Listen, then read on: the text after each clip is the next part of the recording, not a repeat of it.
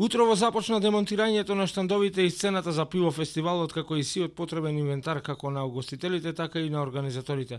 Иако ваквите неопходни зафати во одредена мерка ги спречува комуналците последниот ден да остават чист град до 8 часот наутро, сепак продолжена е практиката последниот ден центарот на градот да биде исчистен до плодневните часови. За таа цел од рани зори екипите на комуналец беа на терен, ги метаа отпадоците и ги транспортираа до депонијата Аленци.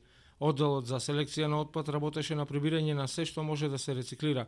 Поостанува работата на единиците од јавна хигиена, паркови, зеленило и подигачи на отпад. Временските услови годинава не беа на страната на комуналците. Врнежи голема поплава за време на фестивалот имаше и во изминативе години, пред започнувањето на истиот. Годинава врнежите беа во помал обем, но работата за комуналците е дуплирана.